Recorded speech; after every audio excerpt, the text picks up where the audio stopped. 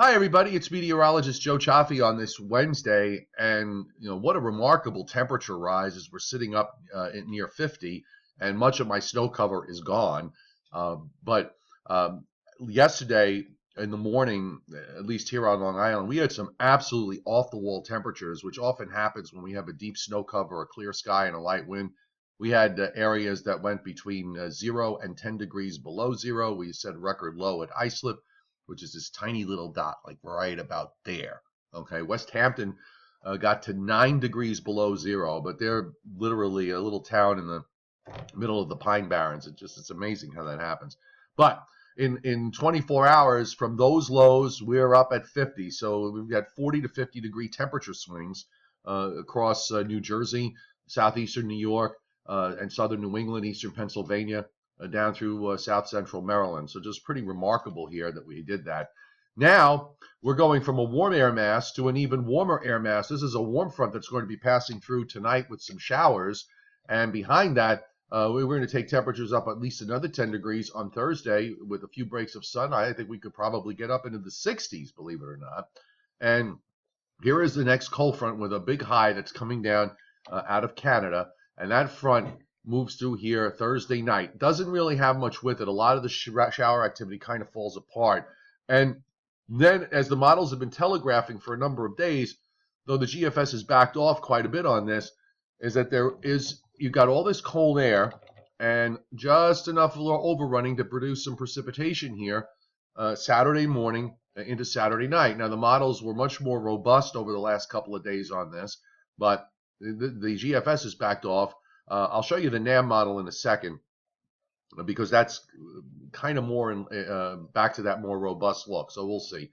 And then after that, I mean, the weather really looks pretty tame considering the time of year. I mean, it looks to me like we're really going into a January thaw-like pattern for about a week. Low pressure coming out of the southwest. You see some snow back through Colorado and western parts of Kansas. I mean, the air across the United States is just not that cold. And in fact, as we go through next week, the amount of cold air continues to shrink. Except for parts of the West, and even there, it's not that cold. And I'm only out, by the way, to day 7 on the new GFS. Next week is going to be a pretty quiet week weather-wise through most of the country, although there is some kind of a rainstorm that's coming into the West. I'll back up one model run from the overnight so we can carry it through a little better. And, there's still nothing until we get past the weekend of January 21st, 22nd. After that, we start to see big scale changes in the upper atmosphere. And then suddenly toward the last 2 days of the 16-day period, it gets cold again.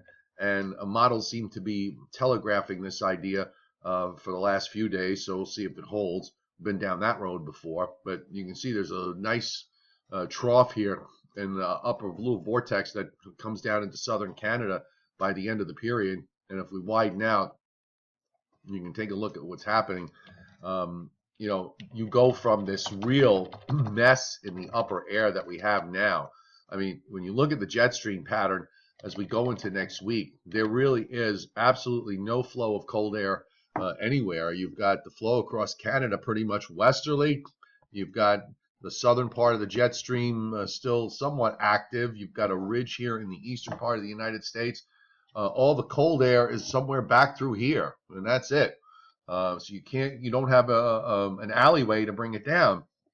Now, over time, what the model seems to be suggesting, and it's going to take at least a week to 10 days to work this through, is that eventually you go to a colder, a different flow with a ridge in the west, a ridge up in the Atlantic toward Greenland, and a vortex that's trapped in the middle.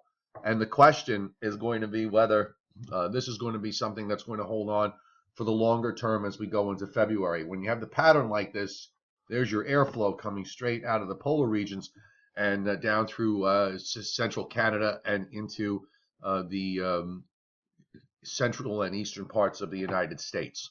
So this is where the model wants to go. Whether we get there or not is a different story.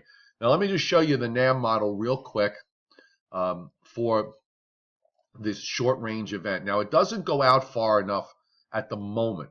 It only goes out to Saturday evening, so we needed for it to go out a little bit more.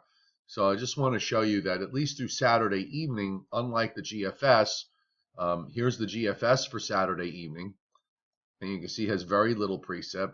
And here is the NAM model for Saturday evening. So it has, it has snow and some measurable precipitation. So this is not a loft snow. This is snow in through central New Jersey, not quite into northeastern Pennsylvania, but it has a much more definable arc of moisture. And this is kind of a throwback to what some of the prior runs have been doing on the models. We'll check the NAM, the tighter NAM 4-kilometer model, and you can see that model only goes out to 60 hours. So this only goes out to Friday evening. So we don't have it out far enough. So let's see what the day runs do with this, and I'll also be curious to see what the European does. You can see how the NAM just kind of develops that precip. We'll see if the European, which had basically argued for a 1 to 3, 2 to 4 inch snowfall in this particular zone for later Saturday into Saturday night. We'll see if it holds on today's run, or is the GFS onto something with where the overrunning is just going to get cut way back. There's enough cold air. I don't think that's the issue. If we look at the upper atmosphere, if we look at the temperature profiles, temperatures are going to be in the 20s to around 30 for a good part of Saturday across much of this region. So that's certainly not the issue. It is going to be cold enough. I think the issue is really more along the lines of the fact that sometimes what happens is that these cold highs that are to the north with the dry air tend to suppress everything south as the atmosphere winds up being too dry to support anything. But again, we'll see about that. So we'll put up some posts about this later. Check out the website, meteorologistjoechaffee.com. Download my app and subscribe to my forecast. I'll put a card up on this video with a link to it so you can get to it. It's 99 cents a month. The app is free. 99 cents a month for forecast for Long Island, Connecticut, Hudson Valley, New York City, all of New Jersey, and a good chunk of eastern Pennsylvania. So have a great Wednesday, and we will talk to you guys later.